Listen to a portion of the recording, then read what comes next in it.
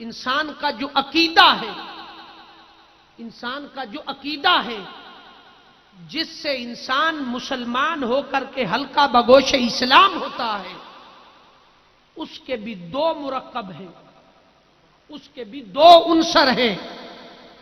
ایک عنصر اس کے عقیدے کا اسلام ہے، دوسرا اس کے عقیدے کا عنصر ایمان ہے۔ اسلام اس کے جسم کا، اسلام کا وہ جو عقیدہ ہے مسلمان کا، اس کے عقیدے کا جو جسم ہے وہ اسلام ہے، جسے ہم نماز کہتے ہیں، روزہ کہتے ہیں، اعمال صالحہ کہتے ہیں، تقویٰ کہتے ہیں، طہارت کہتے ہیں، اور قرآن کی تلاوت، جتنے اعمال صالحہ ہیں وہ سارے کے سارے اس عقیدے کا جو جسم ہے وہ یہ ہے۔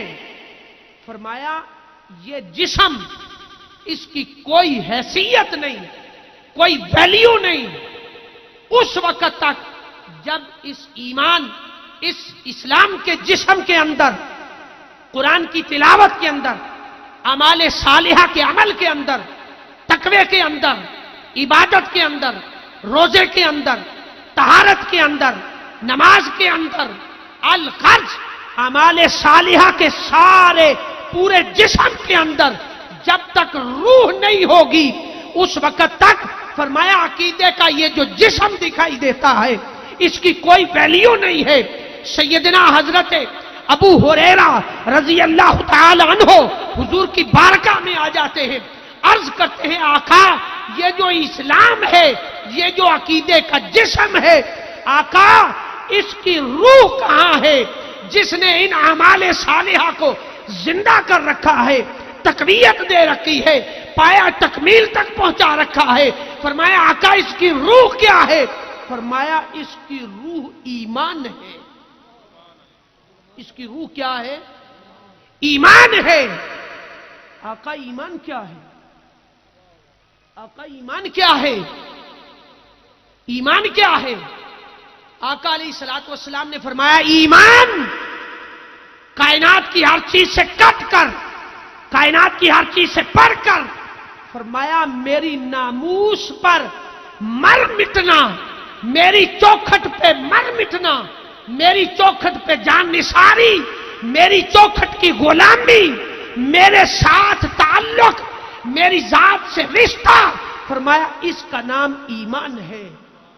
پھر فرمایا عقیدے کے جسم جو ہے اسلام، اس کی کوئی ویلیو بنتی ہے، اگر یہ نہیں ہے تو فرمایا اس کی کوئی ویلیو نہیں۔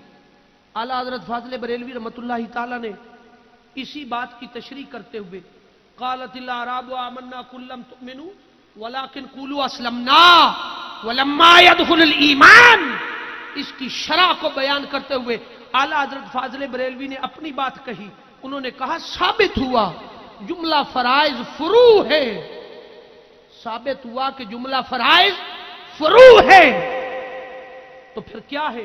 فرمایا اصل الاصول بندگی اس تاجور کی ہے، اصل بندگی اس تاجور کی ہے۔ وہ تاجور کون ہے؟ وہ تاجور کون ہے جس کے متعلق فرمایا تیرا ایمان بھی ان کے گرد گھومتا ہے، تیرے اعمال صالحہ بھی ان کے گرد گھومتے ہیں، تیری تمام ریاضت عبادت انہی کے گرد گھومتی ہے، مولا کیسے؟ فرمایا تم کیسے کا سوال کرتے ہو؟ فرمایا سورۃ حجرات پڑھنا، آیت نمبر 14 کو اٹھا، فرمایا قالت الاعراب آمنا قل لم تؤمنوا ولكن قولوا اسلمنا ولما يدخل الایمان، فرمایا اگر تم کلمہ پڑھتے ہو تو اسلام میں داخل ہوتے ہو، ایمان میں داخل نہیں ہوتے، کلمہ پڑھتے ہو تو اسلام میں داخل ہوتے ہو، ایمان میں داخل نہیں ہوتے۔ آقا ایمان میں کب داخل ہوتے؟ فرماتے ہیں نماز پڑھنے سے قبل تصور کرو کہ یہ نماز کس نے پڑھائی ہے، نماز پڑھنے سے پہلے تصور کرو کہ نماز کس نے پڑھائی ہے۔ جو یہ علل اعلان دعویٰ کرتے ہیں نا کہ قرآن کو مانتے ہیں اور اللہ کو مانتے ہیں، قرآن و سنت کی بات کرو تو ہم کوئی گرو نانک کی کتاب پڑھ کے سناتے ہیں کہ قرآن و سنت کا تمہیں درس آتا ہے، ہمیں درس نہیں آتا۔ فرمایا یہ قرآن ہے، قرآن کی رٹ لگانے والوں، اللہ کی رٹ لگانے والوں، توحید کا درس دینے والوں، ارے ذرا کھڑے ہو کر سامنے یہ تو بتاؤ کہ نماز کس کے صدقے سے ملی ہے، قرآن کس کے صدقے سے ملا ہے؟ الغرض تم توحید کا درس دیتے ہو، توحید کس کے صدقے سے ملا ہے؟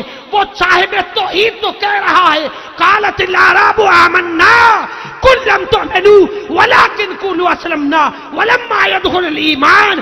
اے میلاد کا جشن منانے والوں، جمٹ شمالی میں بیٹھ کر ذکر مصطفیٰ کرنے والوں، خدا تو تمہیں جانتا نہیں ہے، تم کیوں ذکر میلاد کر رہے ہو؟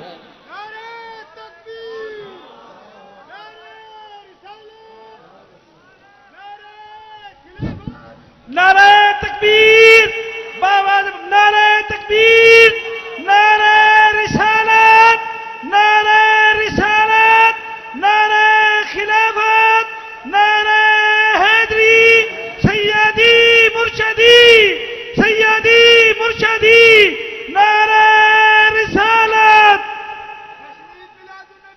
فرمایا کہ تمہیں تو خدا جانتا نہیں ہے، اور فرمایا جب جانتا نہیں ہے تو تم اس کا ذکر کیوں کر رہے ہو؟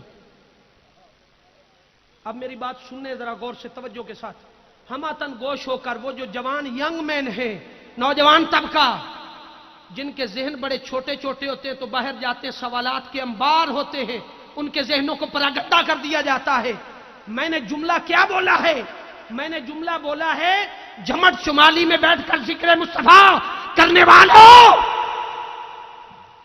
وہ خدا تمہیں جانتا نہیں ہے، تم خدا کو پہچانتے نہیں ہو، کیوں ذکر مصطفیٰ کر رہے ہو بیٹھ کے؟ کیوں باتیں کر رہے ہو؟ جب خدا جانتا نہیں ہے، تعلق نہیں ہے تو کیوں ایسا کر رہے ہو؟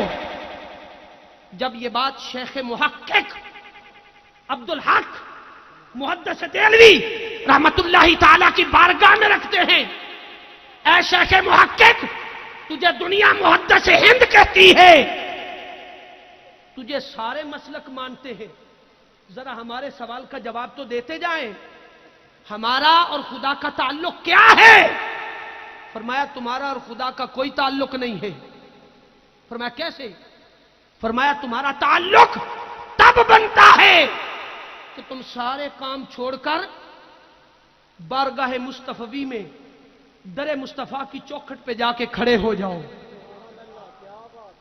اور کھڑے ہو کر عرض کرو قالت الاعراب آمنا قل لم تؤمنوا ولكن قولوا اسلمنا ولما يدخل الایمان۔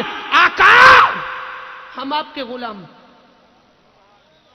آپ کی بارگاہ میں آ گئے، آقا ہم تو جانتے ہی نہیں ہیں کہ خدا ایک ہے، نہیں آقا آپ نے کہا ہے کہ خدا ایک ہے، آپ نے کہا ہے آقا ہم نہیں مانتے، آپ نے کہا ہے کہ خدا ایک ہے ہم مان رہے ہیں، آپ نے کہا ہم مان رہے ہیں، دیکھا نہیں ہے آقا، آپ نے کہا قرآن 30 سپاروں پر مشتمل ہے، آقا پڑھ رہے ہیں، پتہ نہیں 40 اترے تھے، 20 اترے تھے، 15 اترے تھے، آپ نے فرمایا 30 پڑھو، آپ نے 30 لکھوائے، ہم 30 پڑھ رہے ہیں، آقا آپ نے فرمایا 30 روزے رکھنے ہیں، ہم 30 روزے رکھ رہے ہیں، آقا آپ نے فرمایا نماز ایسے پڑھنی ہے، ہم پڑھ رہے ہیں، آقا آپ نے فرمایا شریعت کی جو